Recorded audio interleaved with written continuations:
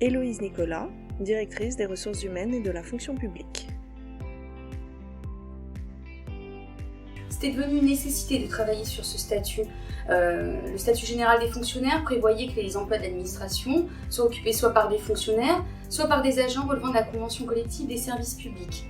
Or, avec l'émergence des nouveaux métiers, l'évolution des missions de service public et puis les spécificités liées à certains domaines d'activité, les employeurs sont amenés à recruter régulièrement des agents contractuels. C'est une réalité dont il fallait tenir compte. Il y en a plusieurs déjà. Les agents contractuels relèvent du Code du travail, qui est applicable au secteur privé mais pas toujours adapté au secteur public. En plus, en étant dans le secteur public, les agents contractuels ne disposent pas de droits dans tous les aspects de leur vie au travail. Et enfin, la convention collective des services publics, qui date quand même de 1959, est devenue obsolète. Donc toutes ces raisons constituent un frein à l'épanouissement des agents publics concernés. Avec les partenaires sociaux, nous avons travaillé sur un statut qui apporte à ces agents publics une vraie reconnaissance de leur place dans l'administration, des droits et aussi des perspectives de carrière.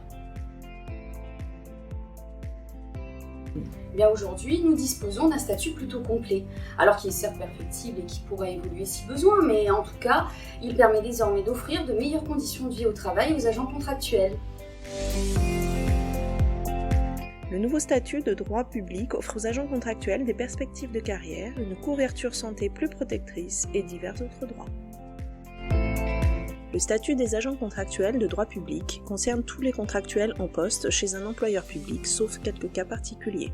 Les recrutements de futurs contractuels devront répondre à l'une des conditions parmi l'exercice de certains métiers identifiés, dont certains hautement spécialisés, un temps de travail dédié inférieur à 100%, l'absence de candidats fonctionnaires à l'ABP ou le besoin d'un renfort de personnel.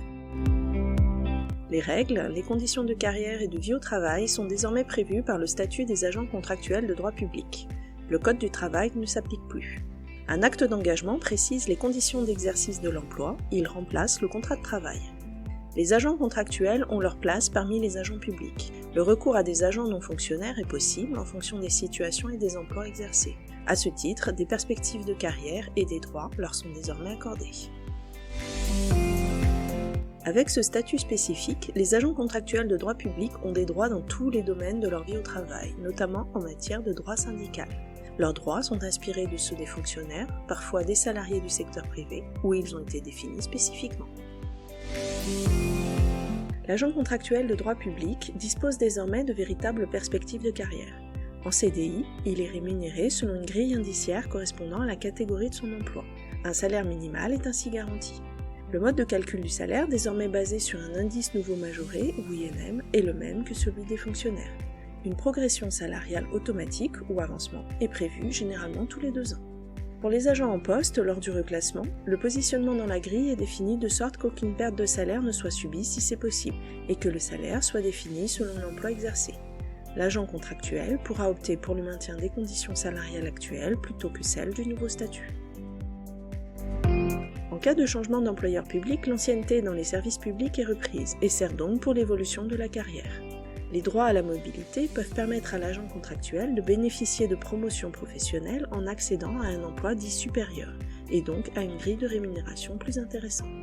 Enfin, l'entretien annuel d'échange devient obligatoire. Cet outil permet de valoriser la manière de servir et peut être utile dans l'évolution de la carrière en termes de développement des compétences, de promotion, voire d'évolution de carrière. L'agent contractuel de droit public dispose désormais d'une couverture santé plus protectrice. Contrairement aux dispositions actuelles, l'agent contractuel en maladie conservera son salaire sur une durée fonction de son ancienneté. Les agents contractuels dont la pathologie le permet auront droit à un congé longue maladie avec maintien de la rémunération, puis demi-traitement. La perte de salaire sèche est donc reportée jusqu'à 24 mois. Le constat de l'inaptitude physique ouvre le droit à un reclassement dans la mesure du possible. Enfin, lors du retour au travail après une absence pour raison de santé, l'agent contractuel dispose de garanties de réemploi. Divers autres droits sont également offerts à l'agent contractuel de droit public. Même si, durant le congé de maternité, le salaire est suspendu car il est indemnisé par la CAFAT, la période de congé de maternité est prise en compte dans la durée des services effectifs. Cette mesure contribue à l'égalité professionnelle femmes-hommes. À l'issue de son contrat, lorsque l'agent contractuel n'a pas pu bénéficier de ses droits à congé pour nécessité de service, il peut percevoir une indemnité compensatrice de congé. Un nouveau congé pour convenance personnelle, inspiré de celui proposé aux fonctionnaires, peut être accordé par l'employeur pour compléter des droits à congé insuffisants, par exemple pour sauvegarder les intérêts personnels ou familiaux. Enfin, il dispose d'un dossier administratif tenu par l'employeur.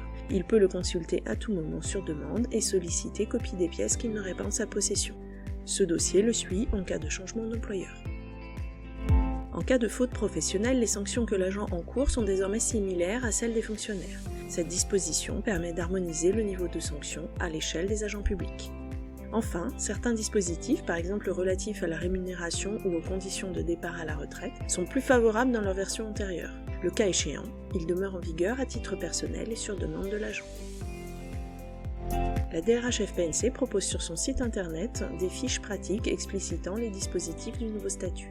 N'hésitez pas à aller le visiter pour plus d'informations.